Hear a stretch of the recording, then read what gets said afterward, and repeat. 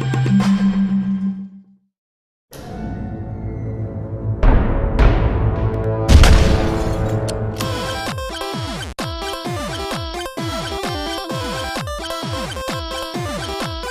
guys and girls, what's going on? Viridia here, and welcome to Down the Scope, a gaming podcast you can't miss. As I said before, I'm Viridia, and I'm here with my favorite co-host, Anakin. What's up, man? What is going on? What is going on? It is episode 36 this 36! week. It's insanity. And again, it always gets more and more insane with every episode. I don't know what's going to happen when we hit 40. I think I'm going to give my Battlefield 3 review at 40. We'll get into that. Yeah, we'll talk about that later. Yeah, so today on the cast, we have some games that we want to talk about that came out over the past week, and we're going to give kind of our reviews on those. Anakin got to play a little bit of the Rage, the new game, the new first-person shooter by id, so he's going to be giving his opinions on that. I'm going to be talking about Dark Souls, obviously. Indeed. And then we're going to give our picks for the third quarter for Game of the Year, what we thought won the quarter, and what our third contender is going to be for Game of the Year. That's right. That's right. For you guys that have been following us, we've got this is actually we did our first quarter of the year, January, February, and March. We did our pick of the best game from that first quarter, and then of course the second quarter was April, May, and June. We did our pick there as well. So now we're into the first week of October here, and now we're talking about what went down in July, August, and September. So Yep. And I believe my first quarter pick, both our first quarter picks were Dead Space 2. That's right. Yeah, Dead Space 2. My second quarter pick, I think, was Portal 2, and I don't remember what yours was. Do you? I think mine was Crysis 2. Crysis 2, that's right. Mine was Portal 2, yours was Crysis 2, and today we'll give you our third pick. That's right. So what you been up to, man? What's been going on? Well, man, get this. Before we talk about games, I have to deviate from our standard topic for just a second. Okay. Everybody needs to go see Real Steel. Get this, seriously. Okay, I know everybody's probably like, what? Seriously, this is good stuff, okay? I think everybody that listens to the podcast knows that, we talk about movies from time to time and all that. But, I went out yesterday, and, there's really not much out of the theater. In fact, the last couple of weekends in the U.S. box office, it's been led by freaking Lion King, which is like an, in terms of movie theater releases, this is an ancient movie, but it's a 94 release. Yeah, they re-released the damn thing in 3D, and what does it do? It comes out and gets first at the freaking box office. Not one, not two, but 3 weeks in a row. Number one at the box office. That just tells you there's nothing out right now. Oh no, it's just a good movie. However, this weekend, they've already released the box office numbers. They're saying it was around 27 or 28 million right now for Real Steel this weekend. And I got to tell you guys, let me tell you, this is a great movie on so many levels. It's so bizarre because if you go and look on the internet across the board, if you go hit Rotten Tomatoes, you go hit Metacritic, one of my favorite, here's a little plug for somewhere I spend a lot of my time. I actually watch Movie Bob over at Escapist Magazine.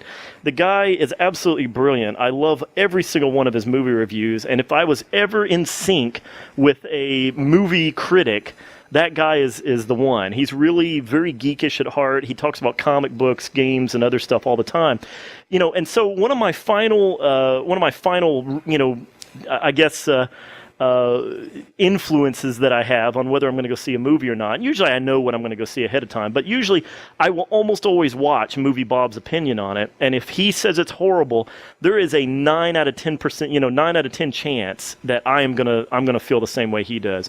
Very, very rarely am I off from what he says. But so I watched Friday. I watched his review before I got a way to go see it on Saturday, and he loved it. And he even said, everybody should have hated this movie. I mean, it's a horrible idea. It's a robot boxing movie. I mean, this is just stupid. Right. But not to mention it's produced by Disney. It's meant to be a family film, and it was just like this. I mean, it's got all the makings of, and Sean Levy, who has done horrible movies generally, was the director, and so this movie has nothing but the makings of a total box office bomb. However, I went to it basically strictly because Movie Bob said he liked it, and there was nothing but great reviews and great word of mouth. And I said, what in the world is going on? I gotta go see this. I saw it, and I was like, holy crap, this movie was way better than it should have been. Wow, that's something. I saw the preview on YouTube, and I was like, nah, Christ. I was just like, why are you promoting this? I don't blame you at all. I'm telling you, this is one of those weird, it's just a guaranteed flop. And then you go see it, and it was like everybody involved in it finally gave a damn. Right. For one movie in their entire career, they're like, okay, we got to make a good movie today. Today is the day. So, the kid, there was this kid that had never, I don't think he'd ever really been in any major films before. This little kid, he's like, he must be 10 or 11 in the movie. He stole the freaking movie. He stole every scene from Hugh Jackman. How do you steal the spotlight from Hugh Jackman? I don't understand it. But anyway, wow. I did want to mention that because it is geared towards a somewhat, I won't call it a young audience, but certainly probably a sub-25 audience. Right. And so I know we've got a lot of teenagers that listen to our podcast, and I know we've got some plenty of 20-somethings out there as well. And I'm 37, and I'll tell you what, I enjoyed the heck out of it. And, the CG is done by the same studio that did all the Transformers special effects, which those movies are generally horrible, but the special effects at least were pretty good. Damn good. Pretty damn good. So anyway, the CG is unbelievable. The pacing for the movie is great, and it's just an oddball thing I wanted to share with everybody. When I see something just that bizarre, that shouldn't be good, I have to share it. So go check out Real Steel if you guys get a chance. Good stuff. Sounds good. Yeah, I might have to go see that one. I've been looking to see a movie, and that seems like something that wouldn't be too violent or scary for Brittany. Yeah, anyway. Yeah, definitely. Yeah. Good stuff. Anyway. So what did you do this week? What have you, tell me something about non-gaming that you did this week. Anything interesting? Well, Dark Souls came out, so no. Turn off the TV, blow up the theaters. Okay, Dark Souls is in town. No, I really didn't, other than hanging out with Sammy, just going and walking with him, I took a walk, and there's this, when I was a kid, my neighborhood is a huge neighborhood. We live kind of like in a backwater town, and I used to walk home from school every day. I walked through this whole neighborhood, and I went to my parents' house, and I realized, you know what? It has been like 7 years since I took a walk.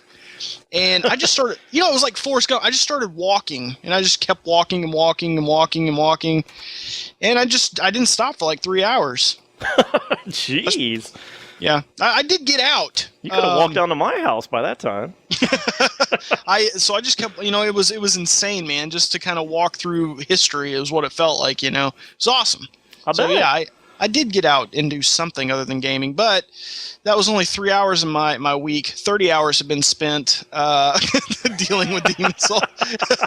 Literally, I was thinking about it today. I was like looking at my time, and it said 30 hours, and I was like, this game hasn't even been out a week. That means I've spent literally a whole day, literally, of my week playing this game.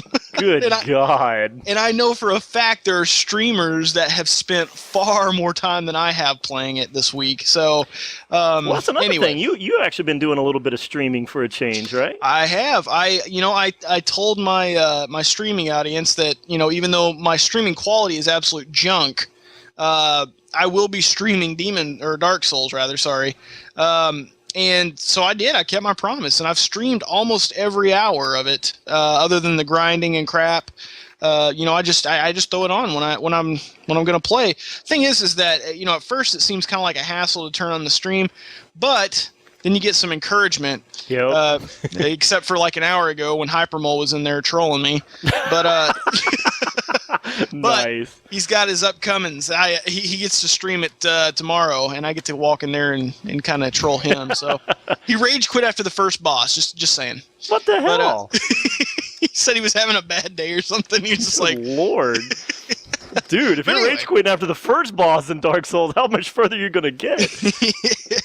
Well, yeah, so we'll talk about Dark Souls. First off, I want to kind of touch on what happened last week. God.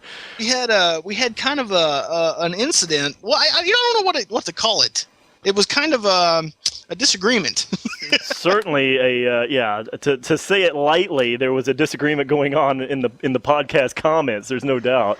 So Anakin made a statement, pretty bold, that the Battlefield beta was utter shit. And the thing is I told you guys I would be playing the beta. I didn't play the beta. I didn't play it any more than I had. So I didn't get to experience any of these problems or anything. I don't know about it or whatnot. The thing is that you guys, a lot of you got really upset, and I think that podcast of yours was at 50 dislikes. Certainly and in fact, here's what's crazy. I had more dislikes on that one video, more dislikes than the entire combined history of my channel. So yeah, it was needless to say, on your channel it wasn't very popular. Luckily, the thing is that my fans are different than your fans. Yeah, over your channel there was almost no mention of it. I was like, what the heck's going on? Well, my fans are different. They're not generally first person shooter fans. They're more just fans of different games like that. You, however, are pretty much strictly first-person shooter, based. Yeah, and so that's true. It kind of got out of hand, but here's the thing. I want to clarify just a few things. First of all, just for people who are interested at all in hearing any feedback from me. The thing is there was quite a few people who said, "Oh my God, it's a beta, Anakin, you're an idiot." Well, get this, gang. I've probably played more betas longer than many of you have been alive. First of all, I just want to make sure a lot of you understand that yes, I know what a beta is. And I have taken part in betas on multiple formal levels, even to the point of running closed betas for companies where you're actually doing the full quality control and reporting bugs through the formal forms and actually communicating with the developer. Right. This is a let me tell you, the idea of an open beta. For those of you who really are uninformed about the game industry, which it seems there was a lot of people who didn't understand things, the whole idea of an open beta is basically a promotional tool. And the only other thing that an open beta does is they do some testing for the load on their servers. But here's the thing, gang. In this scenario, this is DICE. They've been making 64 player games where they're on multiple servers and everything. They've been doing this since like 2002. Okay, they know this is not their first rodeo. They've been doing this for a long time. They don't need to run an open beta for their game servers. They know what they're doing on that. The only other thing is, granted, this is a new game engine, relatively new game engine. This is still Frostbite, okay? They're just calling it Frostbite 2. All they've done is they went in and obviously revamped some of the graphics and some of the other things. But this is still, it's not a brand new engine. It's just an evolution of their same engine. So, right. Again, here's the thing. I mean, an open beta is just, for the most part, a marketing tool. And the idea that they were going to fix all these bugs. This is the other thing. Everybody was like, oh my God, they got 4 weeks to fix it. They got 3 weeks to fix it. And I started seeing all these things, and I'm like, here's the thing. Okay, again, the last 3 weeks of a game, right before launch, right before retail launch. Here's the other deal. A lot of you apparently are extremely misinformed or naive when it comes to distribution. Apparently when you guys kept saying, oh my God, there's 4 weeks for them to fix all this. 4 weeks? Do you realize that the developer does not literally drive to your house and hand you the game, when they write the last line of code? There are things called distribution and manufacturing and delivery, and these games arrive at GameStop and Best Buy and stuff as much as a week or more, these days before the actual retail release. And these things have to go to the factories. The CDs have to be pressed. The CD packaging and the boxes have to be created and printed. Many times that stuff is done far earlier, but still, the discs have to be created. They have to be printed. Then they have to be, inserted into the case. The case has to be inserted into the packaging, and the packaging has to be then palletized on pallets, loaded on trucks, and shipped across the whole freaking country, if not the whole world. Right. So, this is not where 3 weeks or 4 weeks that they have to suddenly fix the game. So, again, guys, this open beta is basically a demo in disguise. That's the way they've always, this is something that all game companies do to try to promote a game, especially whenever they've got competition for a certain target audience. And guess what? This is the prime example of that. Well, I did kind of think it was hilarious because literally a lot of the comments were they have time to fix it, which was them literally noticing that the game was broken. Yes, absolutely. They were acknowledging that it was broken, that they had time to fix it. But it comes down to being just defensive about something, Yeah, exactly. And I'll even get to that in a minute when I get to my Dark Souls review. You got to throw your fanboyism out the window. Absolutely. And you've got to look at a product and say, okay, aside, because look, here's the deal. Whether or not if Anakin were to tell me Dark Souls is a piece of shit, that would not affect how much fun I personally had with it. Exactly, yeah. You'd probably be like, man, I don't know what you're talking about, but you're crazy. I'm off to play it. And then that'd be the end of it. Exactly. So I don't understand where this negativity, and I understand people don't like to hear that, they're the thing that they like, they don't like to hear that it's broken or not perfect. I understand that. But just, keep in mind, it's not going to affect your fun with it. And if you have fun with that, that's all that matters. But don't sit there and troll somebody for having an opinion. Shit, I'm sorry. That upset me pretty bad when I saw those dislikes. It's like, come on, grow a pair of balls. The thing is I might disagree with Anakin. Does that mean I'm just going to say, you know what, Anakin? I don't think this podcast is working out, buddy. Yeah, exactly, and that's the thing. I want to remind a lot of people that the whole point of a dislike on a video is not that you're disagreeing with the content. A dislike means you don't want to promote this video because of quality, because of it's just a poorly made video or whatever else. This is a podcast, gang. This doesn't change from week to week. We have a format, we stick to it. And if you dislike one, you probably are going to dislike all of them. Yeah. Generally, the dislike is not really about whether you agree with the video. Yeah, obviously you're entitled to click whatever you would like, but really just keep in mind that the dislikes are really for the sake of whether you want to promote the video or not. And that was the other thing, too. We actually had a 30-minute conversation last week before we ever even got on Battlefield 3. So, there was a lot of good content there that I really worried that nobody else took the time to listen to. Well, yeah, there was only a few comments. I was like, wait, did I even talk during that episode? The thing is that, like I said, I can't speak on the grounds of whether or not this beta is good or bad. I have not played it enough. However, when it comes to, being, hating somebody's opinion, and I'll give you a really good example before we get off the topic. If you guys have ever heard of Spoonie is he's a very intelligent, very funny guy. He makes reviews and stuff like that. But he's one of those guys that he's kind of like me. He hates a lot of stuff. Like when it comes to media, like he's very picky, and he can find a way to hate anything.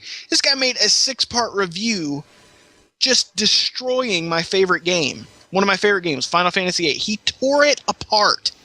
And, yeah, it was a shocker, and I was like, damn, that sucked. But you know what? It was funny. I laughed at it. You know, I was like, you know what? I can see how these things bugged him. And I didn't say I can see how these things bugged him and are going to ruin my experience. Right. You know, right. you just gotta calm down, guys. If you don't like an opinion, you know, put it in the comments. Say, I disagree. There were a ton of you that actually did that. You know, you were very mature. You said, you know, I totally disagree, Anakin, but, you know, whatever. And then you stated your opinion why, and you guys had a discussion back and forth, and that's fine. You know, as far as you guys backing up your stuff, none of you guys sent any emails in as far as I saw. Yeah, I didn't see anything either. And by the way, you know, I mean, I'm still, believe it or not, I got a new comment on there today. That, you know, somebody wrote, hey, it's a beta. What's wrong with you? And I'm just like, oh, my God, will you read the freaking comments, you know? Yeah. And I responded to quite a few people, and sadly, you know, everybody was still responding after I made my case in the comments. I talked about, you know, why. I even quoted and cited examples of what the publisher and the developers were saying. Because let me tell you, after it was all said and done, I felt completely and utterly vindicated, and here's why. You know, all these fanboys, whatever they are, you know, I don't even like the term fanboy because, you know, I mean, you can be all about your favorite game or whatever, but generally, the thing is all these guys that came out of the woodwork and were really mad at last week's podcast, the thing is here's the deal. Obviously, I hit a nerve. A lot of people are very polarized on their love or hatred of Battlefield and Modern Warfare. You know, it's going to be, you know, this knockdown, drag-out fight come, you know, the end of October between the two games. So the point is, you know, I understand this is a very heated, you know, argument on which one is going to be better, and a lot of people were upset at that. But here's the deal.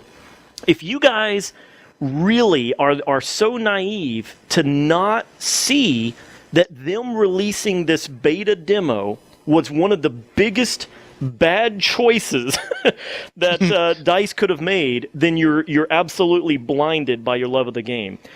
If you thought I was rough on the game, you should really have gone over to the actual official Battlefield forums, made up mostly of Battlefield fans, who were all absolutely devastated at their experience in the beta. Yeah, I mean, they were brutal. Yeah, I mean, then that's the thing. As a fan of a game, you should be brutal. I mean, you should tell your company. You shouldn't just be satisfied because it's a new game. I mean, look at us with Modern Warfare. Oh yeah, Call of Duty is one of our favorite games. We play it. We talk about it all the time. Yep. We're brutal about Call of Duty. Absolutely. We talk shit about it all the time. Absolutely. You know, I mean, you should nitpick the shit out of the games you love, and that's just that's just how it should be. You shouldn't just accept and fall back, because as soon as you accept, as soon as the masses fall back, guess what? That means the publisher's like, hell, we got away with it once. All right? Exactly. And the thing is even IGN, you know, I heard them talking that the Battlefield 3 publisher, you know, whatever, they state that the game will look and play way better than its beta, blah, blah, blah. And, you know, they're sitting here reassuring even IGN. So that's telling you right now, you know. It's damage control. That's all. Yeah. It's damage control, man. I'm telling you. And, you know, again, let me tell you what's really funny is the people who came out of the woodwork who all said, oh, this beta is like, you know, an extra couple of weeks old. And then somebody else right after that would say, the beta's from like, you know, 2006. And then somebody else would come out, the beta's at least 6 months old. And then somebody else would come out, the beta's 5 weeks old. This was going on, and I said to every single one of them that I saw this, after a while I just gave up because I couldn't keep up, but I said, cite the example that you are getting your information from. I went ahead and then posted my actual article, my source, that said, this is 2 weeks old. This is what the general manager of DICE actually said. He says, this demo is 2 weeks old because it took 2 weeks to get it approved through Xbox and PSN.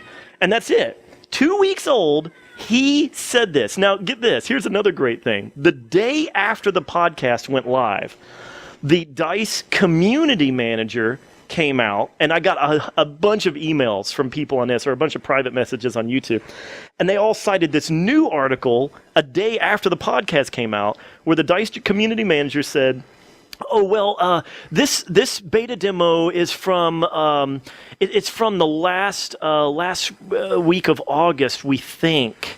And I'm like, oh, really? Okay, you know, again, I call this damage control, because you've got multiple people now within the company of DICE all claiming the demo is from different periods of time. And let me tell you, what happened is that general manager, who should know everything, he was the one that stated on Wednesday, the day the demo went live, he's the one that said, yes, this demo is about 2 weeks old.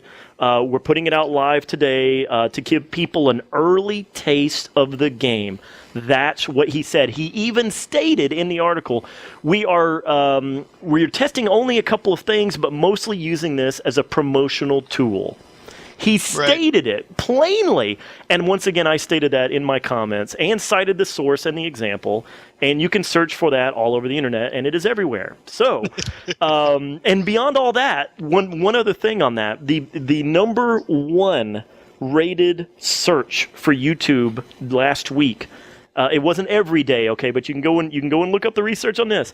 This happened multiple times throughout the week. The number one rated search was Battlefield 3 glitch. So, and there's already fan movies being made. Somebody remade the entire original Battlefield 3 Caspian trailer using glitched footage, and it was freaking hilarious. Oh, I haven't seen that. I'll have to see it. Oh, it is hilarious, because it said real gameplay trailer video, and they actually used real captured footage from the game and remade the trailer, and it was hysterical, because everything you saw, you know, tanks flying up in the air, you saw like Jeeps doing these 360s on top of themselves, people like turned into ET and their necks stretched out. I mean, this is all the things I was talking about. Okay, if you go and watch any of this, it is absolutely hysterical. And so, just to set the record straight, okay, all of you guys out there who I hit the nerve with, okay, I understand your love of the game. I loved Battlefield 2. I loved Bad Company. You know, I didn't love Bad Company, but I did love Battlefield 2. I loved the Desert Combat mod for 1942 back in the day. I love the franchise. I love DICE. But you know what? That's the problem. And exactly like you were saying, Veridia, you have to be the hardest on the ones you love. You know, exactly. That's why, you know, DICE, I expected more from you guys on this. I do hope you have some kind of massive 0-day patch that's going to solve all of my problems. But for right now, I'm not buying it 0-day launch. I mean, if I get word from a lot of subscribers and friends going, man, okay, look, dude, they really did. They fixed it. They put out a ton of patches. Things are working better now. You know, get in. It's fun. I'll be like, okay, you know what? Let me give it a shot now if they got their act together. But right now, as it stands, if this is the taste that they want me to have, I don't want the full meal. So right, that's where I'm out.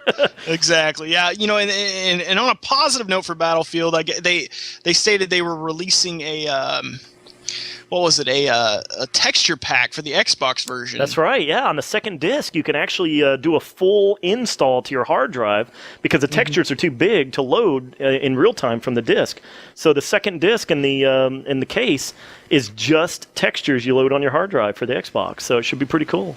Yeah, that would be pretty neat. So let's hope we try it out, and let's hope they do fix it. Yeah, exactly. I really do. I have the highest hopes, but I mean, all my experience is based on right now is what I experienced last week, and I played it some more. I actually went back and played it some more, and I had very, very similar experiences. Right. So anyway, let's move on from that. I just wanted to clear that up a little bit. All right. Well, from bad to worse, what'd you think of Rage? You just had to bring that up because now I'm going to sound like a real negative Nancy here. I'm just kidding.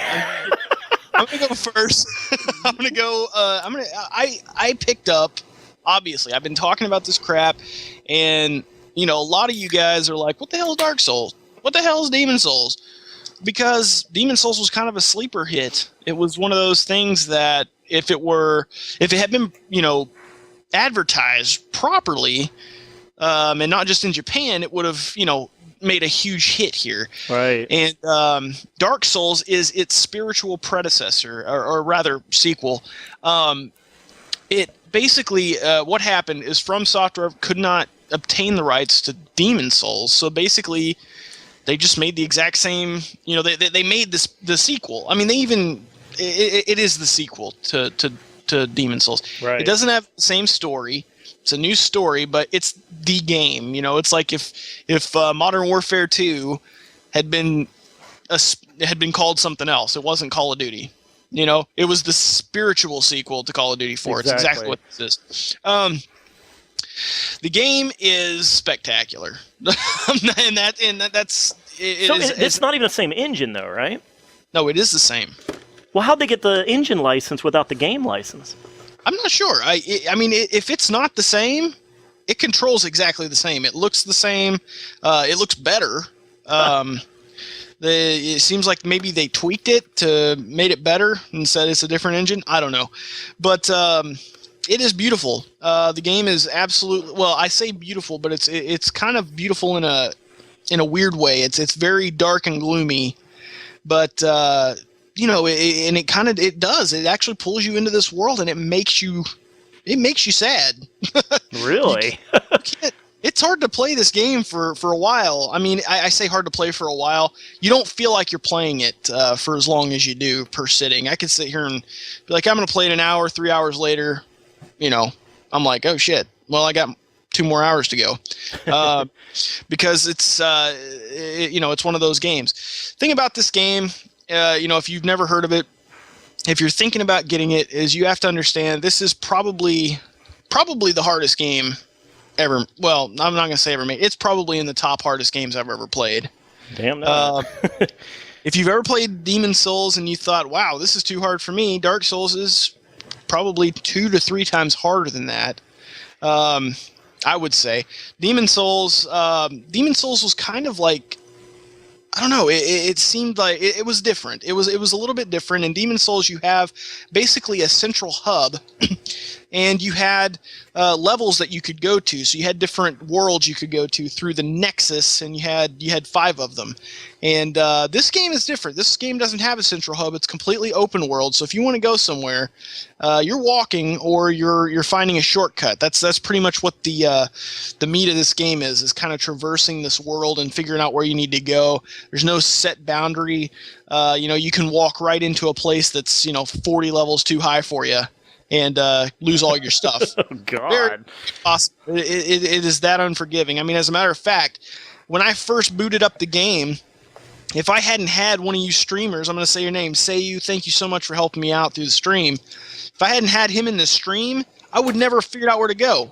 Because I walked, as soon as you start the game, you're immediately thrown into a place where you can go anywhere you want, and there's like 5 different ways to go, and all but one of them lead to extremely overleveled places. So, thing is, guys, if you're into a challenge, if you're into RPGs, if you're in, strong RPG elements, if you're into difficulty, you're not going to be scared off, within the first 15 minutes by insane difficulty. You're going to get frustrated, but the thing is it's a learning experience. Once you learn, once you lose, you learn from it, and you keep going back and back. And if you don't believe me, watch my video. I'm not the best gamer in the world, and I can still, grind out a boss or 2 every now and then. It's great. However, this game lost a whole point for me. I would have given this game a perfect 10 because it is. It's just absolute fun. It's got the challenge. It's got, everything for me personally. It would have been a perfect 10.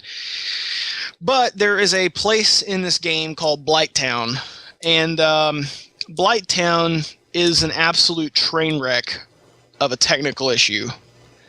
So here's Verdia sitting here having a good time playing through the game, and I beat the depths. Moving on to the next area, and I walk into Blighttown, and my frames per second go from 30 to 0. Like, I was like, what the hell just happened? My game freezes up, and I move my camera to the right, and I realize, no, it just kind of slowed down to 1 frame a second, and then it speeds back up to about maybe 10 to 15 frames per second.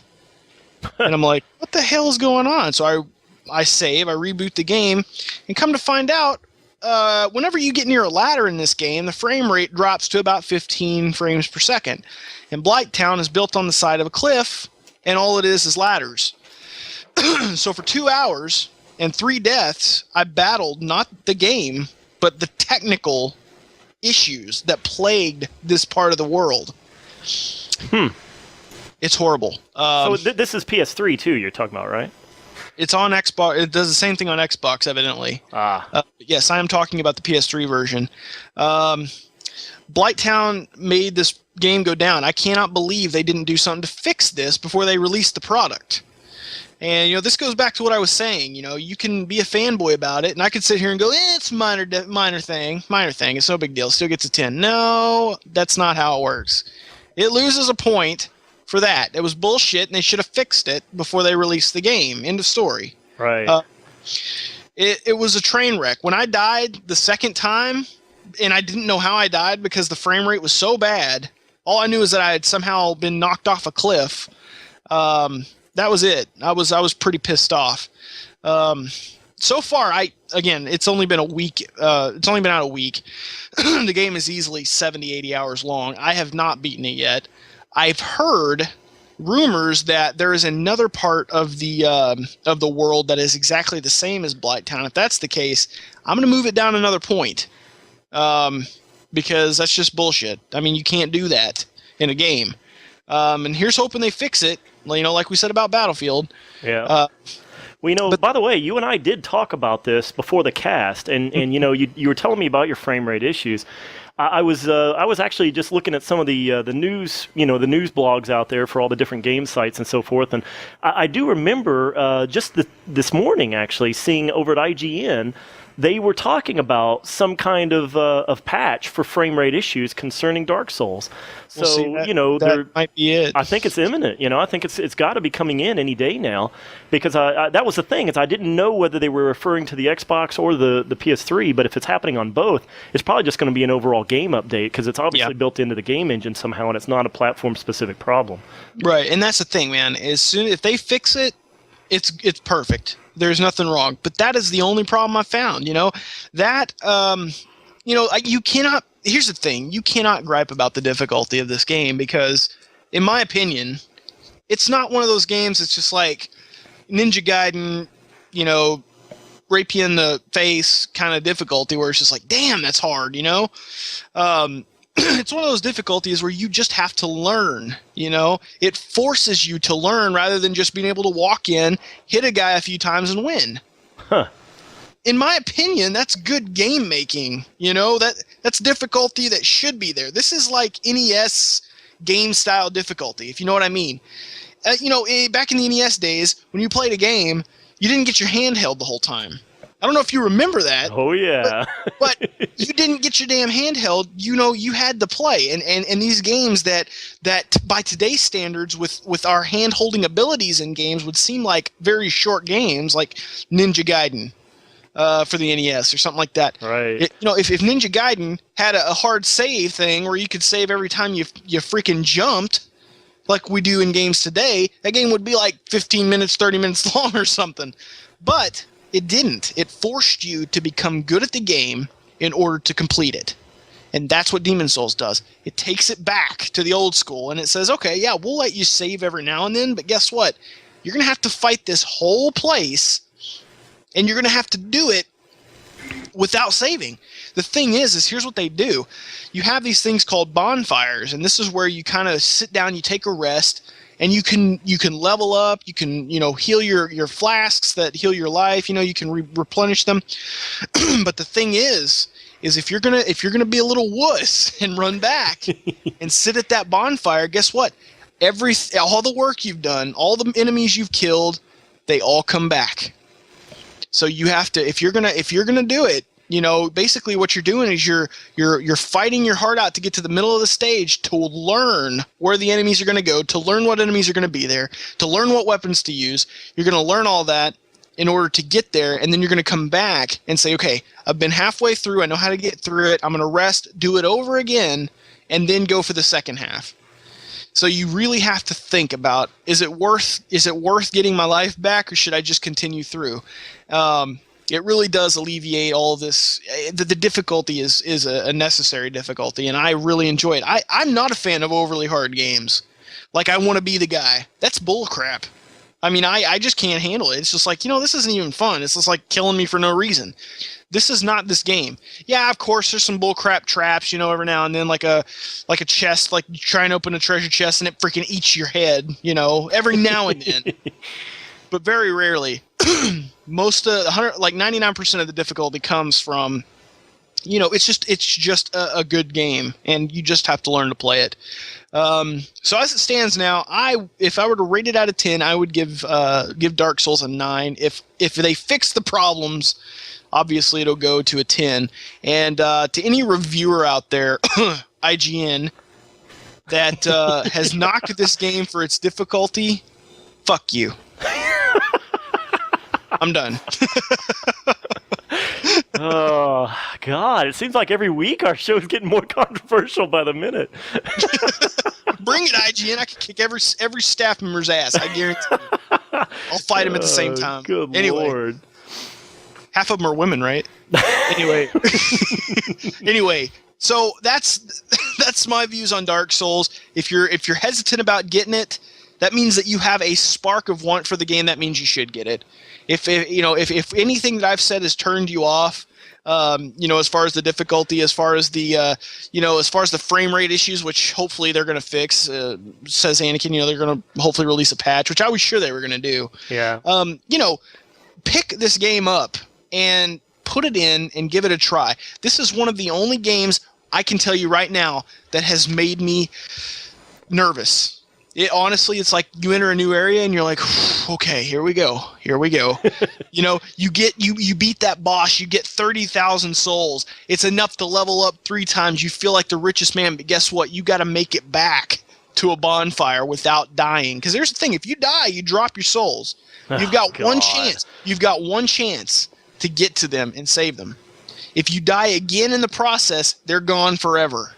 So, well, I'll tell you what. Let me ask you some things about it, because I know some of the people in the audience are probably going to ask these things. Because I'm not a Dark Souls player or Demon Souls player, but I will ask on behalf of everybody else that's probably wondering the same thing. Right? Do you get more out of Dark Souls having had played Demon Souls ahead of time, or is there any correlation between the stories, or is there anything that you really need to take away from Demon Souls to get into Dark Souls? No. That's the best part about it. Seeing as this is not a direct sequel, there is no story to Dark Souls. The story is literally almost non-existent. You have a cutscene at the beginning, and this is a game fueled by gameplay. Absolutely no story. Okay. The story is basically it's yours to make up in your head. I mean, it's told very vaguely, and it may be told even more heavily in the middle or through the rest of the game, but as far as right now, there is none. It has no correlation with Demon Souls. The thing is, the only positive about having played Demon Souls is that you can jump into this game faster. I know Just what because kind of familiarity at that point. Right. I know what kind of build I'm going to want. I know what I'm going to want out of a character. You're going to already know, okay, do I want to move fast? Do I want to have super strong armor? Do I want to use a sword? Do I want to use a pole arm or something like that? A spear. You're going to know what you're going to want. That's the only positive. But no, you don't have to have played Demon Souls to get this game.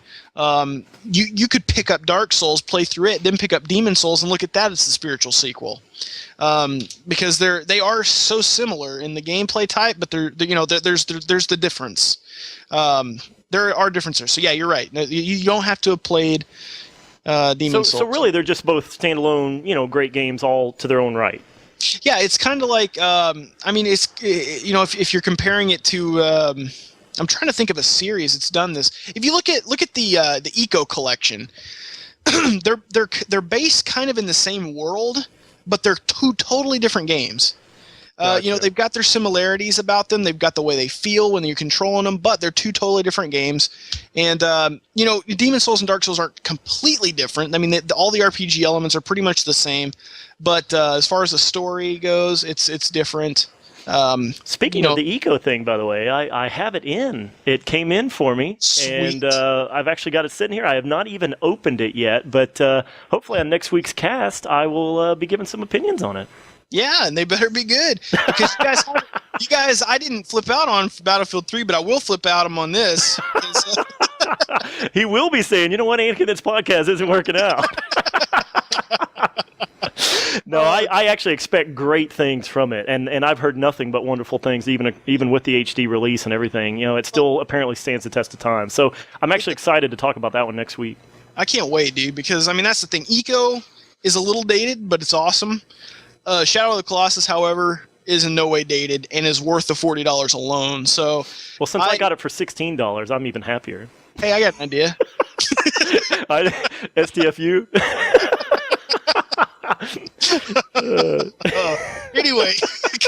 Anyway, final decision, 9 out of 10. Go get Dark Souls if you haven't, and I'll invade your world and destroy you.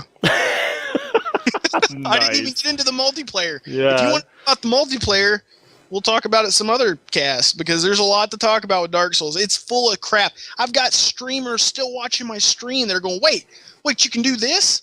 Yes, we're 30 hours into the game now, and you can do that. I thought I explained this. No, you didn't. It's like, I just kind of, and that's the thing. A lot of people who never played Demon Souls are seeing this game and going, oh, crap, I got to get this. And even a lot of people who were like, hearing the difficulty of the game and go, no, I'm never going to pick it up. They come and watch the stream. They're like, I'm getting this game. I'm promising you, you're going to love it. You're going to love it. Anyway, so that was my experience for the week. That and Crysis came out really quickly. Crysis came out for the consoles. I picked that up for the PS3. Phenomenal. Anyway, Anakin picked up a game that has been hyped on the side. Thing is that I knew Dark Souls was coming out, so there was no other game that could. I had blinders for it. So this game, Rage, slid in under my radar, and I couldn't care less about it. So you go ahead and tell people about Rage, because you picked it up, you played it, and it's a very hyped game by id. Take it away. Yeah, well, it's been crazy this last week. You know, you were completely absorbed by Dark Souls, and I was hoping in the last couple of weeks to be completely absorbed by Battlefield 3. However, after my initial experience, I thought, God, you know what else is there right now? Especially after this, I'm looking for something, to spend some time in before Modern Warfare hits, and hopefully, God, I hope that doesn't let me down. But of course, like you said, it was Rage that I decided to go ahead and give it a shot. I had my reservations about it early on because I was a little worried from some of the gameplay videos I saw. Right. It looked kind of old school, and obviously it's done by id, and id is kind of the pioneers, and sometimes the pioneers of a whole genre, like first person shooters, sometimes the originators aren't always the best innovators. They don't really know how to move forward. Sometimes they're kind of stuck in that rut that they created. And let me tell you, I can't even begin to even be more. I don't think there's any description better than saying id is kind of stuck in that rut. They started this game 6 years ago. They started production on the Tech. What was it? The id Tech 3 engine or something like that. I forget the name of it. But yeah, I do too. But the game looks gorgeous. Okay, there's no doubt. I'm playing it on PC. I know that some of the texture quality and so forth on the consoles isn't as good, but I'm playing this one on PC. I picked it up for a deal. It was $20 off or whatever where I got it, and it's I just hate to even talk about it this week because after last week's just debacle, the thing is I'm generally a positive person, but I gotta tell you guys, I can't lie. Rage is terrible. Right out of the gate. It's terrible, man. It's terrible. I know that there are people out there enjoying it. I'm playing it because I spent the money on it. Honestly, that is really my main reason. I could have downloaded a demo of this, and within literally 5 minutes, I would have known that it wasn't for me.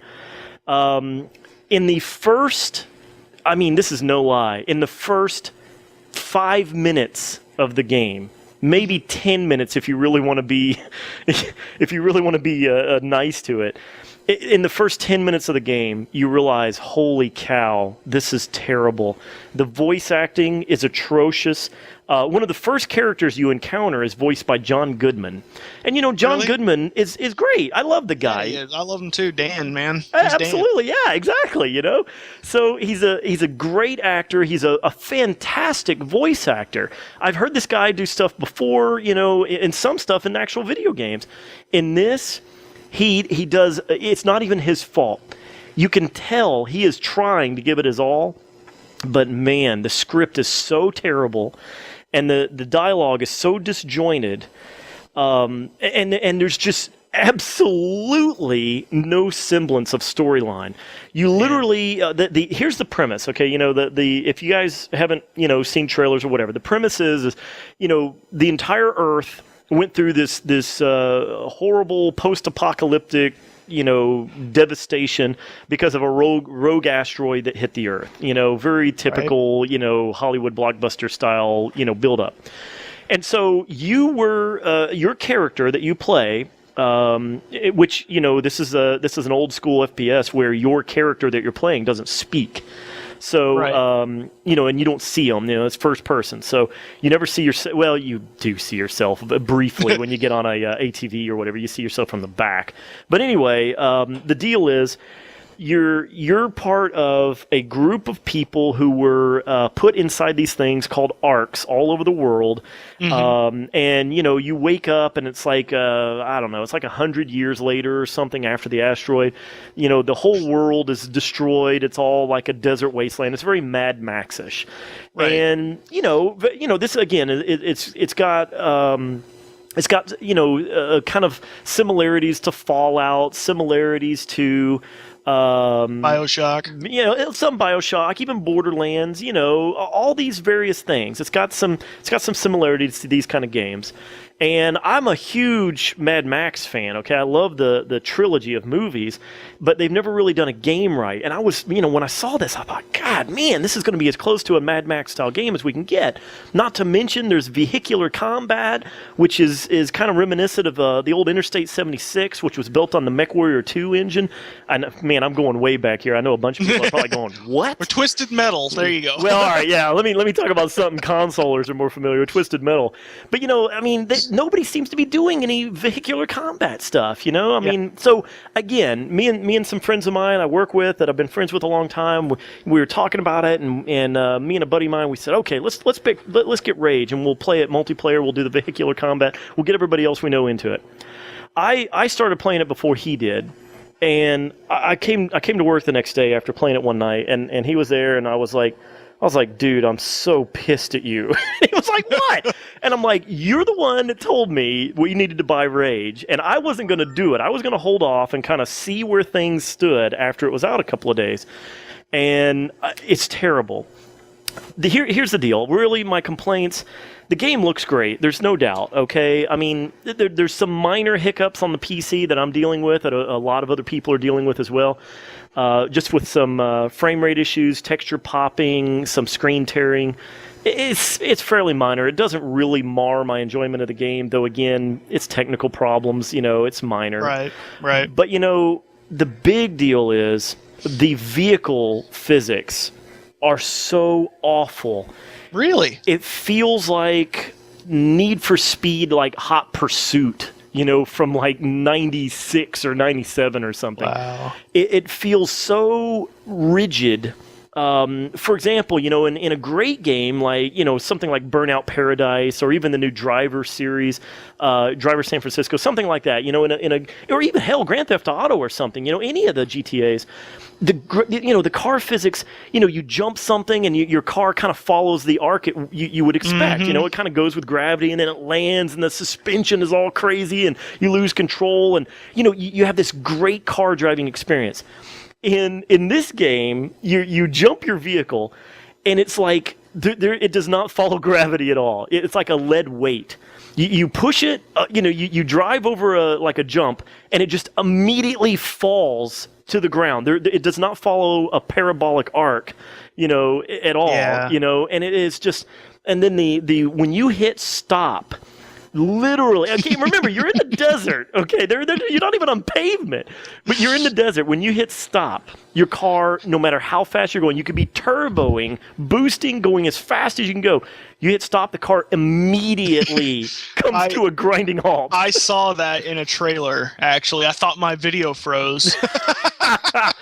I'm honest. I'm dead serious. Man, I was so disappointed in that part of it because I thought, man, this is going to be great. And then as soon as I got in the very first vehicle, I was like, oh my God, did they play this game before they released it?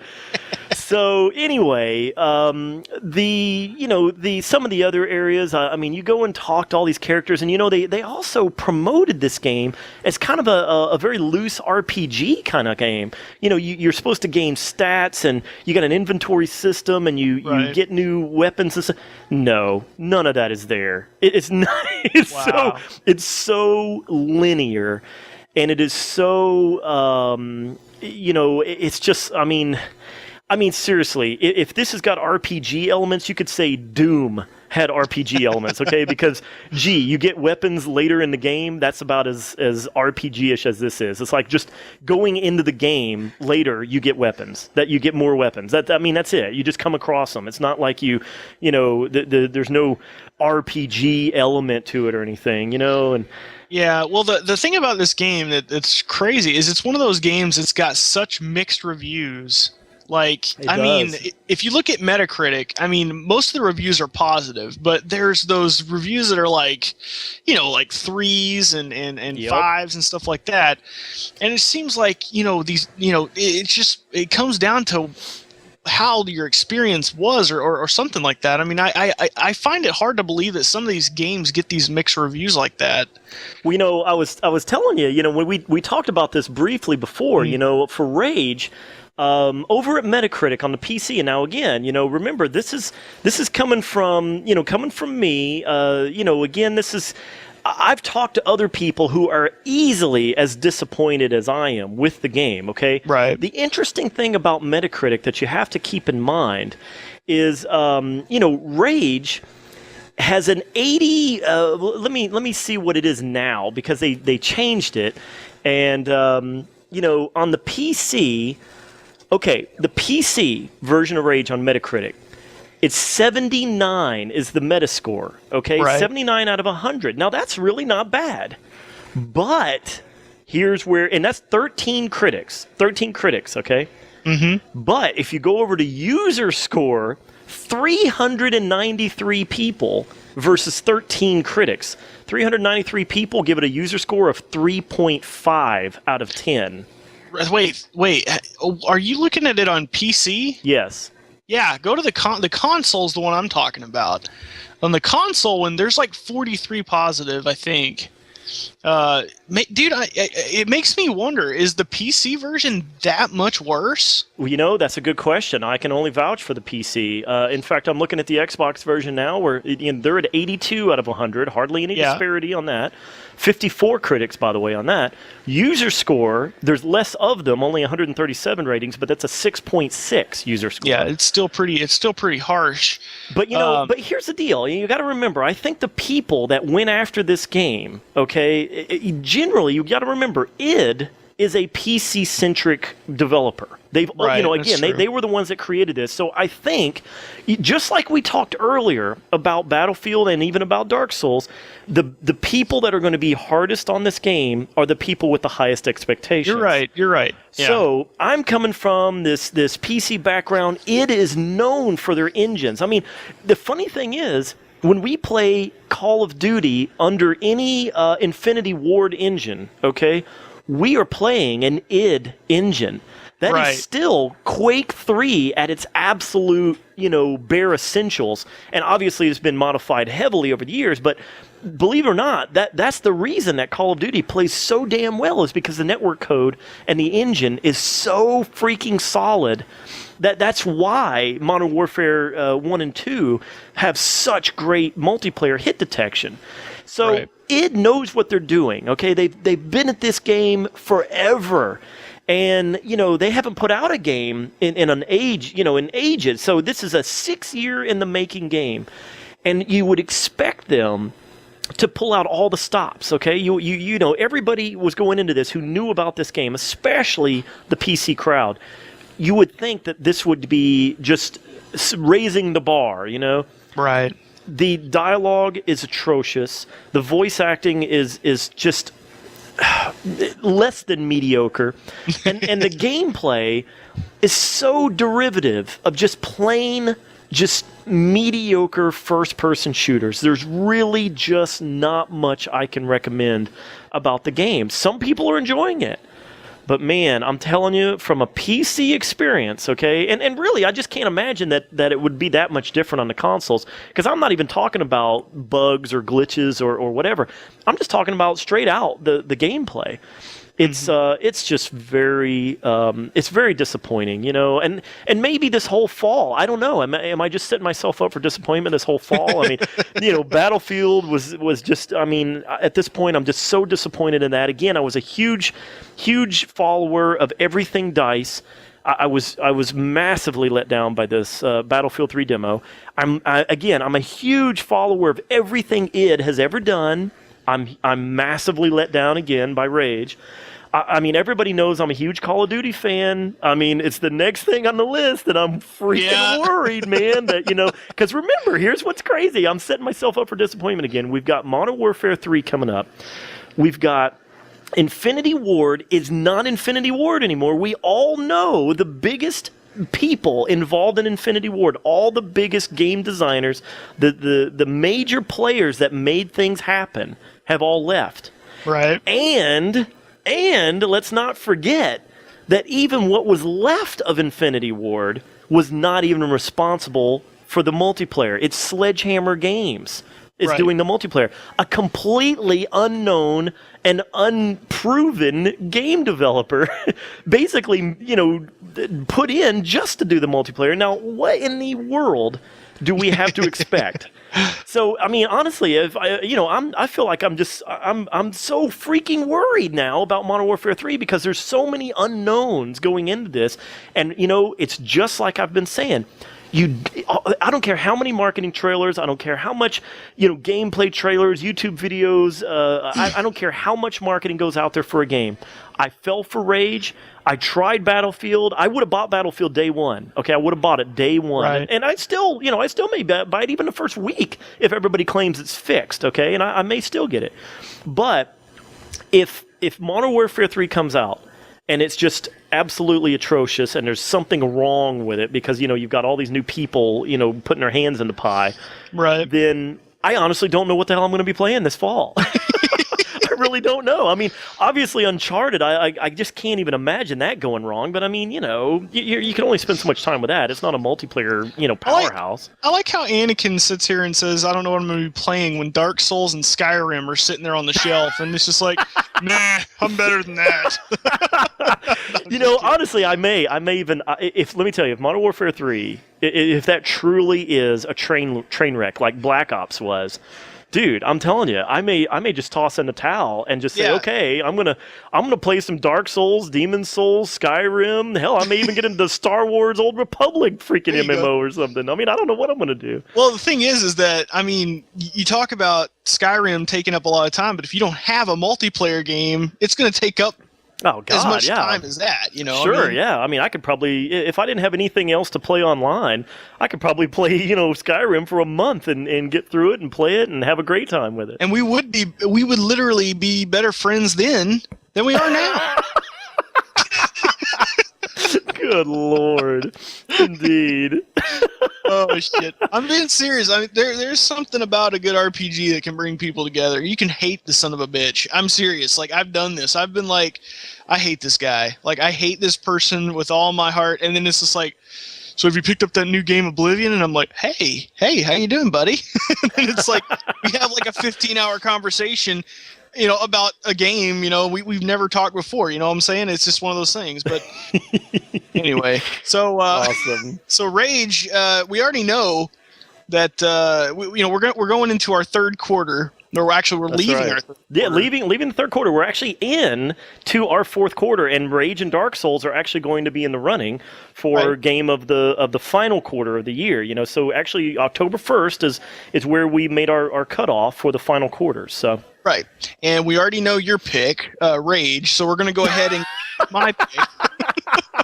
Actually, I'm going for the BF3 demo. That's it. My bad. The beta. Sorry, the quote-unquote beta. So the beta has gotten his pick. That's right. So Anakin, out of the games of this quarter, what is the one that's got you the most pumped up, and the one that you think could beat Crysis 2 and Dead Space 2? Oh man, I'll tell you. It's a tough call. I'll tell you. I'm hoping for Call of Duty. I honestly think if Call of Duty can come through, I'm hoping. But honestly, if not, if Call of Duty truly does let me down, I really may have to fall back on Uncharted. Okay. Well, what about your pick for this quarter?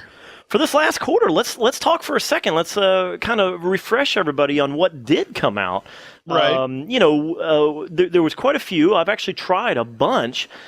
You tried probably one that should be getting I know a large portion of the fans of the podcast, and that's Gears of War 3, right? Yep. I didn't try it. I didn't try that one. Well, it's unfortunate because that is definitely my pick. Wow. Okay. So it is your pick. It is my pick. Yeah. Hands down, it is going to be in the running for Game of the Year. It's a technical spectacle. It is one of it does something that every single game that is in part of a trilogy or a saga, a series of some kind should do, and that is end it right. End it properly. Don't leave this bullshit cliffhanger. Oh, there might be a fourth one, which there is talk of maybe being a fourth one, but this game ended it. So I mean, but they were already saying they were wanting to do some more. Did you see some of the articles? I did read some of them, but the thing is that if they don't, it's closed. It's done. They ended it perfectly. So if they don't decide to go with a fourth, I'm okay with it. Whereas with Halo 3. What the hell? I want a 4. They said that's it. I don't give a shit what they say. I want a 4 because of what they do. They didn't end it properly. They left our hero stranded in a ship. And I'm sorry if I'm spoiling Halo 3 for you, but come on. Yeah, I think we're past spoiler time. We're past spoiling Halo 3. So, I mean, you leave our hero in a ship flying through space, and he's just like, wake me up, something happens. No, you don't do that. You take his fucking helmet. You take his helmet off. You show his face or something, and have him smoke a cigarette and say, well, that was fun, or something like that. Right. That's a proper ending. You don't just leave him stranded in space. So they were forced to go, okay, we're going to make a 4. And so they're doing it. And Gears of War 3, they ended it properly. They ended it in a spectacular way. If you haven't beat the game yet, if you haven't played it, definitely pick it up. The game is just a solid title all the way to that last scene. You don't want to put it down. You don't want to turn it off and just say, it's getting kind of boring. If you get bored of this game, you're an idiot. I don't even, how am I the one getting all the dislikes? You're the one always insulting the audience, and all I say is my opinion, and I'm the one to get the dislikes. I don't understand. That's the thing. People agree with what I'm insulting. Nobody's gonna say Gears of War sucks. If they say, I'm gonna bring up MPRC. I'm gonna bring up Paul real quick. Paul doesn't even have an Xbox, okay? This guy has read every single book, and he is like probably the biggest fan of Gears of War I've ever met. He has never played a game. What the heck? Never played a game. He's watching my Gears of War 3 Let's Play and getting pissed off because I'm not uploading them fast enough. And he is telling me history about the characters in the game. Paul, I'll tell you what I'm going to do. When the Xbox 720 comes out, I'm going to send you one of my old Xbox 360s and all 3 copies of Gears of War. And I'm just going to say, here you go. Because, man, if you're a fan, you deserve it. You deserve it. You should be playing it. It's so good. And, people are loving this game. I understand where, you and your friends come from, where it's like, you can hide under shit. But It's just the chest-high walls. Come on, it's just the chest-high walls. I do agree. It's a little overdone, but I mean, it's still fun. I was noticing even in Demon Souls, there's chest-high walls, like, and you don't even take cover in that game. I'm just like, it's everywhere, really, if you think about it. It's like I was saying in that one. I can find places even when I'm walking around to use as a chest-high wall, like my truck. But nice. But it is absolutely amazing. If you haven't played any of the Gears, that is a very cheap series to get in. I have played. But by the way, I want to set the record straight on that. Honestly, okay, I played. I played about 75% of the way through the first one, and I enjoyed what I did play of it. Okay, I really did enjoy it. It was not bad. And even beside the whole chest-high wall thing, okay, honestly, I think that's kind of a goofy game mechanic. but okay, I did enjoy it. I thought the game is extremely polished. Okay, I will give it to Epic. All right, they know how to make a game. They are very similar in the way that I consider Blizzard is. Blizzard as a company. I don't like any game that Blizzard creates, okay? I really don't. I've tried to like their games. There's just something quirky about every game they make that just doesn't speak to me, okay? But here's the deal. I have the utmost respect for anything that Blizzard creates, and I actually feel the same way about the Gears of War franchise. The first one was, at the time, I believe it was considered, and this may be just popular opinion, I don't know, but I believe when that came out, it was considered to be one of the best looking games on any console at that time, if I remember correctly. Yeah. And then the second one comes out, and it set the bar again. It was gorgeous to look at. It was just phenomenal. And I played it for a while. And, you and I have talked about this in some of the casts a couple of weeks back. And I even stated I did not get to the awesome worm scene, which I'm curious about that. I really want to play that. Believe it or not, I want to play that. But, I've got a couple of friends of mine now who are playing Gears of War 3. And these guys are not typically third-person guys. These are first-person Call of Duty guys, and they said they are loving it. Yeah, it is. I am curious about playing it. 1 + 2 = 3, and that's what seriously, you get the quality. If you took 1 and 2 and combined them, the quality of the games, which are already good quality, you combine them together, you get 3. 3 is just a masterpiece. The thing is I played back through 2 again, and you do, like, after a couple hours, you start going, all right, tired of shooting. Right. After a while, you get tired. The thing is that 2 takes place underground a lot. It takes place in these caverns. It takes place in all this stuff. The first one does too. It's very dilapidated.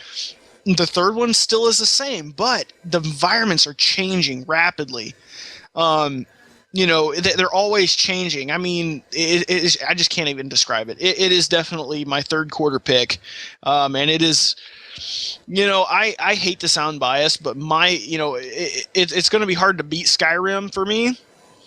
Because I know I'm going to love that game, but that's the thing. No matter how fanboyish I am, I'm going to determine my pick on every level.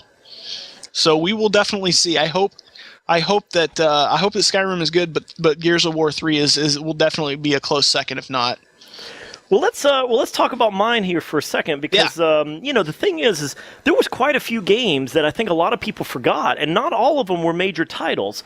Right. Some of the games that I tried, now these could either be demos, these could be at a friend's house, this could be any number of things. Okay, but let me just tell you, from July through September, here's some of the games I tried. I tried and beat Limbo, finally. Mm-hmm. I have played Bastion a number of hours. I have not beat it yet. I tried Call of Juarez, the Cartel, which, believe it or not, it didn't get any fanfare, but it was not bad. I tried Catherine, which was not my cup of tea, but a fairly well done game. Yeah.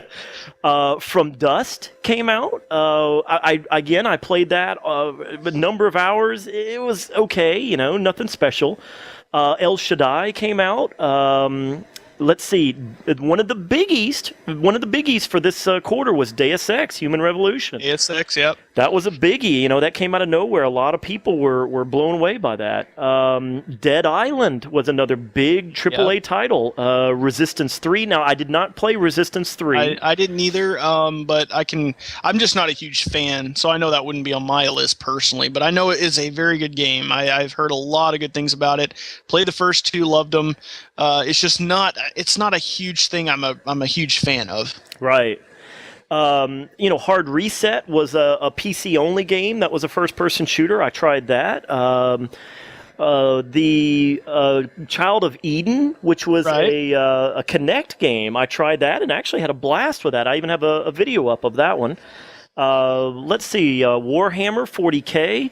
Yeah. Space Marine, which was an excellent game, and then, of course, this is kind of hard to throw in there, but, of course, the Eco and Shadow of the Colossus collection made it out, but that one's kind of hard to choose. It's really more of a re-release. That was my game back in 2005, was Shadow of the Colossus. There you go. I can't recycle it. So here's the thing, man. I'll tell you, with actually quite a number of games out there, for me, believe it or not, no question, it was Warhammer 40K Space Marine. Wow. And it came out of nowhere, man. It came out of nowhere and just blew me away. And I'll tell you, I can't even imagine another game in this quarter even coming anywhere close to the amount of time and the entertainment value I got out of it. I had a blast with it. I'm very, very excited to play that now. With the amount of hype you've been giving it, and it takes about an hour to really get going. But once you're about an hour in, and you start understanding the actual combos, the combos is what makes the game. You really start to understand how to take down these massive groups of orcs. And then, believe it or not, the story, you would think, a Warhammer story, it's like, oh, come on, But man, the story is actually pretty good. I was really pleased with the ending. There's several twists and turns throughout the game story. I actually cared about what happened to the characters by the time the game was ending. I was like, crap, what's going to happen next? I could not tear myself away. I was really into the game. Well, how about that? I'm good to hear that you had a good experience this quarter. Yes, I had a good experience, I did, but which to say, Deus Ex was not a bad game either. Not at all, not at all. I have not beaten it, and it was extremely good. I did. I beat it, and again, it just wasn't my cup of tea. And I'm a huge RPG fan. The thing is that when I get into a first-person shooter, I want to shoot shit. Yep. And I go into it with that mindset. The thing is, I made the mistake of going into Deus Ex with that mindset, and there's a good chunk of the game where you're just, completing some dialogue quests, some fetch quests and stuff like that.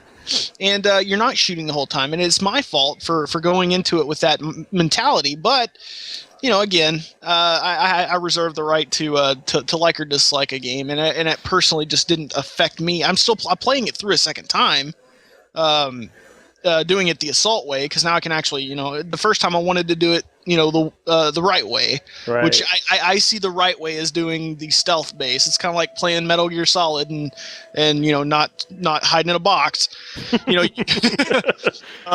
but now I'm going back through again, and I'm having a lot more fun. So anyway, that's awesome. Just throw that out there. Well, yeah. So at this point, we've got the first quarter, like we were talking about earlier. The first quarter for us was both Dead Space 2, which was just an excellent game. There's no doubt. Oh yeah. The second quarter for you was Portal, and for me it was Crysis 2, or you Portal 2 actually, and and now our third quarter, Warhammer. And Gears of War 3. This is we're starting to see some disparity here. At the beginning of the year, it sure seemed like everything was going to be, pretty obvious, on what we were going to choose. But, I'm very curious to see how the end of the year happens. I do have a feeling that I think Skyrim is going to live up to your expectations. I do too. And I feel like you're probably going to be going with that one. But man, I'll tell you, for me at this point, it's anything goes, man. Anything goes. I really don't know what's going to happen for the end of the year for me. Well, the thing is that you're definitely going to be your top game is going to be tiered toward a different person than mine. Oh, absolutely, yeah. The thing is me personally, I would never pick I can't say never. I would not pick a first-person shooter over an RPG. I don't know. There's just something about that. Oh, I'm with you. I understand wholeheartedly. I mean, generally, the depth of a first-person shooter is pathetic in regards to an RPG, in comparison. Yeah. Well, and the thing is that, you cannot cut out the fact that Dark Souls is on this quarter as well. That's true. For me, Dark Souls, Uncharted 3, Skyrim, Modern Warfare 3. These are games that are going to be fighting. And here's a question I got, and I should have looked this up before the cast. Does Fallout 3 come out this year or next year? Or Far Cry? Sorry, Far Cry 3. Oh no! I think it's next year now. I think it's been pushed back. Because that would have been up there. It would have been those three. It would have been Skyrim, Dark Souls, and Far Cry 3. Those would have been the three games I would know we're going to be fighting. Luckily, that's not the case. So we'll have to wait for next year to start the tally on that one. But yeah, I can't wait to see what happens at the end of the year. This next month is going to be bringing us tons of stuff to do. We're going to be busy. Absolutely, yeah. It should be pretty crazy overall over the next. Probably the next 4 to 6 weeks, the podcast is going to be exciting because we're going to be talking about all kinds of these games. And I mean, it's just, in fact, it's probably going to be difficult for us to record because we're going to have to tear ourselves away from all these games, Yeah, you guys don't understand. When Anakin and I sit down for this, we go every single time. We say, all right, this You're going to tell on us. Yeah, I am. I'm going to tell. It can be no longer than an hour. Okay, I have something to do. As a matter of fact, Anakin just said this. Yep, I said it tonight. 2 hours ago, I said, listen, man, I really have some stuff to do. We need to cut this back to about an hour. Oh, shit. Yes, I know. when Anakin and I get to talking bullshit, we're both good bullshitters, and we can talk for a while. Indeed. I mean, we're both two geek nerds that are married with kids. We obviously can talk some bullshit. Indeed. Yeah. So normally we would be living in our mother's closet for until we're 50, and exactly. Inheriting the house, and then going into a home talking about how great the Nintendo system was. Living the life, pretty much. Exactly. But no, we've sold out. But anyway, yeah. So tearing ourselves away from talking is going to definitely be something that is going to be hard for us. But we're going to have to figure out a way to do it. We might even have to bring Zombie Lady in to just tell us to shut the hell up. Indeed. But anyway, I think we pretty much covered everything for this week that we needed to cover. We could definitely cover more. Oh yeah, I could definitely talk for about a couple hours more on Dark Souls. If you want to hear more about it, you can check out my live stream where I'll be streaming it. If you don't mind some cursing, you'll be welcome over there, and I'll be glad to talk to you over there about it. Other than that, Anakin, you got anything else to say? Not a whole lot, although I do want to say, I've been a little stagnant right now in some of my, video productions. I haven't really done a whole lot, and honestly, I just haven't had a whole lot to cover. I wanted to cover Rage, but then after I was so disappointed in it, I didn't really have a whole lot to say. It would all be negative, and I just didn't want to put out a bunch of videos of, with just negative, with gameplay and me talking about how, listen, take a look at this. This isn't very good. I didn't want to do that, and then I wanted to also cover the BF3 demo. And right. I just was not very pleased with that either. And so, I mean, and honestly, I probably I could have gotten a lot of views. I could have gotten a lot of people talking, good and bad. It doesn't matter. I probably would have gotten a lot of people having discussions and commenting. But, guys, I have to be honest. I have to be excited to really want to share, the gameplays with you and the videos that I make. And at this point, I'm really kind of saving up for Modern Warfare at this point. I'm hoping that things work out. But if I am not excited, if this game comes out and it feels like Black Ops, if it feels like World at War, or if there's just, if it just doesn't feel right, okay, then I'm probably not going to cover that either. And let me tell you, at that point, I don't know what the heck I'm going to do. So, I mean, I do want everybody to understand that, I'm not the kind of person on YouTube that I'm just going to jump in and just start creating content for the sake of it. I love the community or interaction. I want to start running open lobbies and live streams and stuff like that.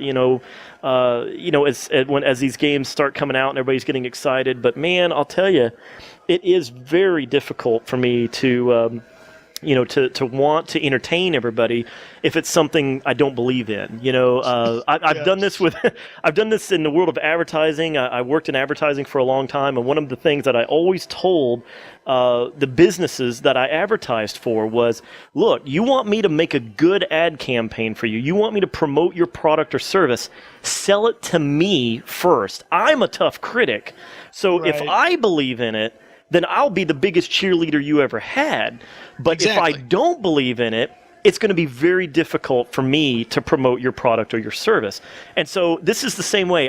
No matter at the end of the day, I only make, $20 or something off my channel. I do this really for the love of it. I wish I made money from my channel. It is partner now, but I mean, honestly, my views get me, I can't even buy lunch a couple of days a month, with the money I make from YouTube. So I really do it for the love of gaming. I love to share my opinions. But man, if I'm just not digging something, I just can't do it I just can't go out there and promote something if I don't believe in it. And I really do feel like YouTube and gaming channels, really, at the end of the day, yes, you're sharing your love of gaming and all that, but at the end of the day, you're still promoting what you enjoy, And obviously, you can tell on YouTube when a gamer doesn't enjoy, a certain game.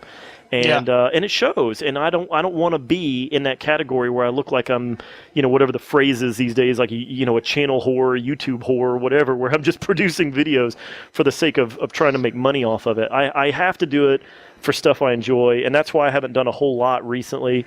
I don't want the audience out there to think that I don't like anything because of the last couple of casts. But it's just a midlife crisis. Or something. Apparently, yeah. I need to go buy a red Corvette, and change jobs and leave my family. I don't know what I need to do. But obviously, I'm not going to do any of that. But the thing is I just feel like the older I get, the more games I've played, the more movies I've watched, the more books I've read. I mean, Jesus, I'm probably 2, maybe even 3 times older than some of our listeners. And I'm telling you, when all of you guys get to pushing 40 like I am, 37 years old here, when you get to that point, and I've been playing video games since video games were invented, okay? Right.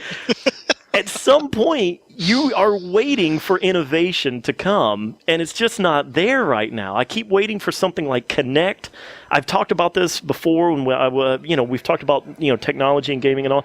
I'm waiting for the next big thing in gaming, and right now we're all still sitting in front of a TV with our little gaming box, whatever your choice is. We're all still holding a little pad, and we're all still screwing around with lag problems and graphics issues and bugs and glitches and all these other problems. And at some point, you say, aren't we done with this? Aren't we past this?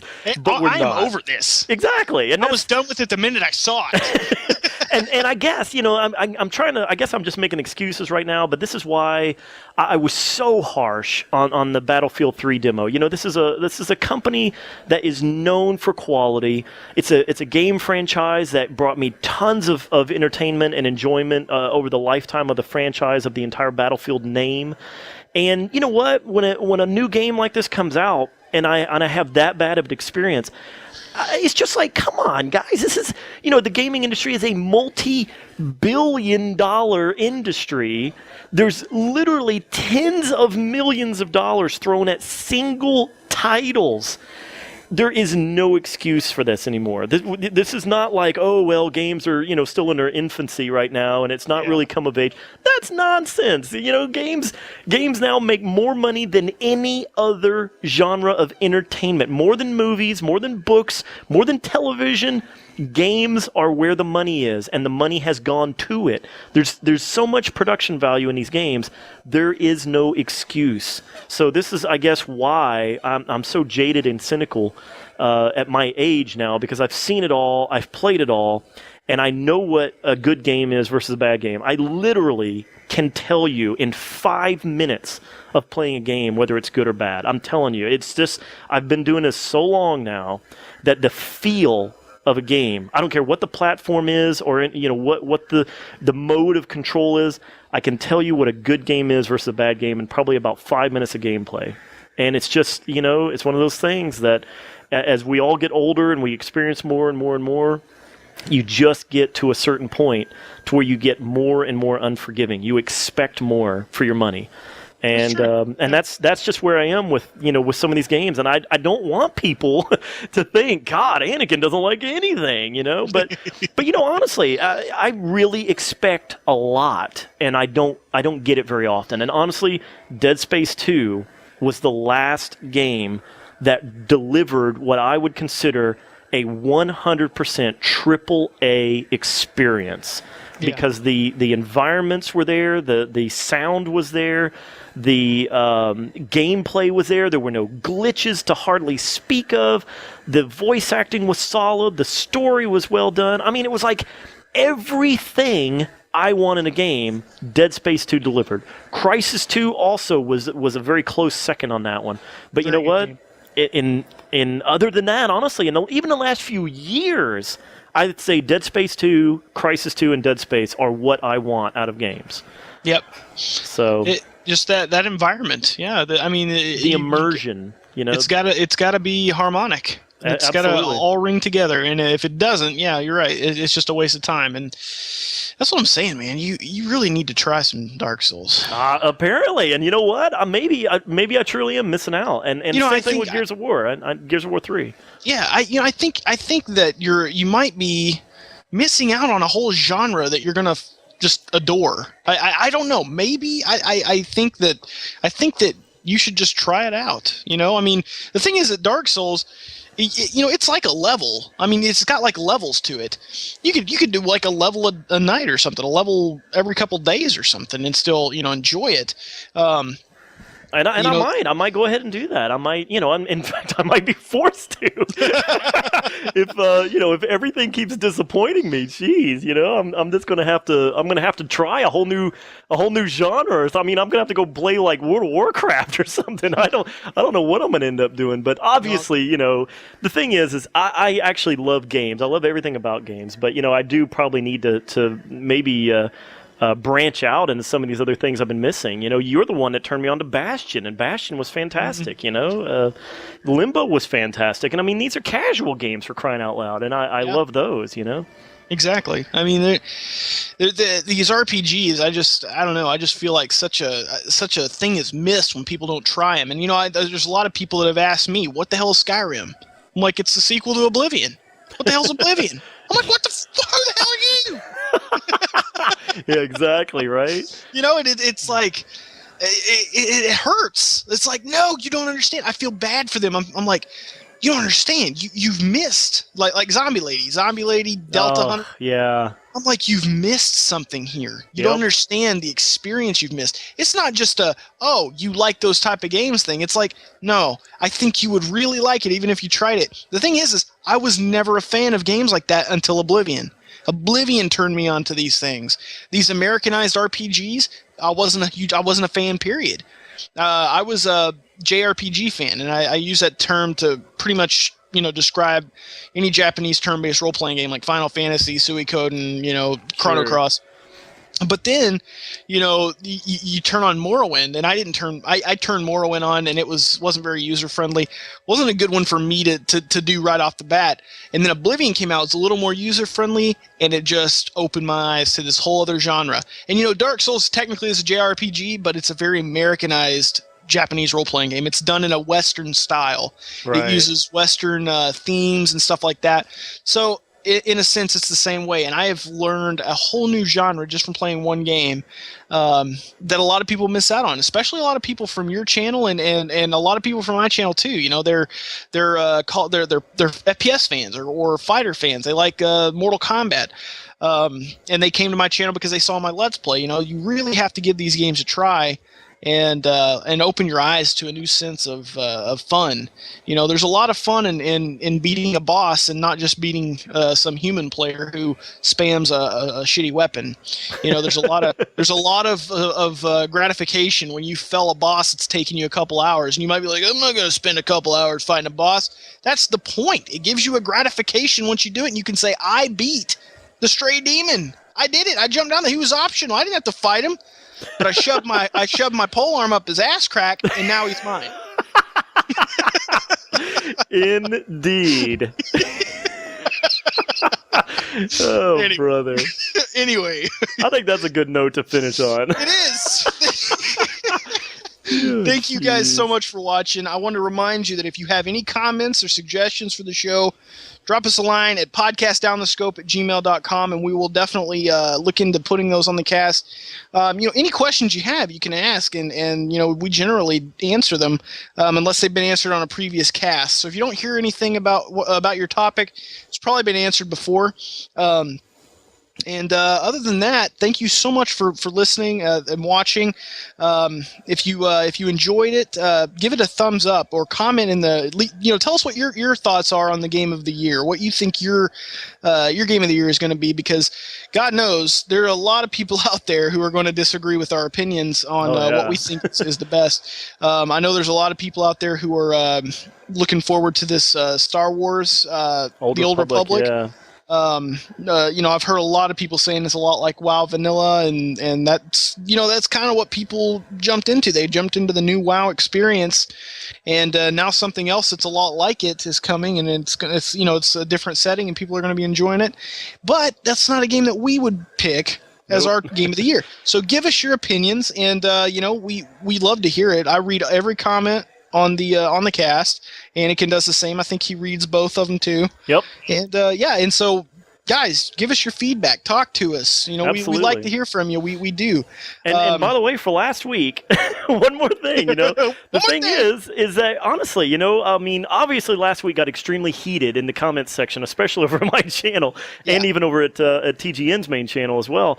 The thing is believe it or not, one of the funniest things I told Viridia after all that kind of settled down after the initial day of release when everybody lost their mind, including myself. The thing is, I actually was happy because of the amount of views and the amount of activity. There were more comments on that one video and more views on that one video of last week's podcast on my channel than anything I'd have had put up in probably a month or more, and honestly, I was happy. If it has to be controversial to get you guys excited, then by all means, please, get on there and tell me I'm an idiot. But Jesus, just come to my channel.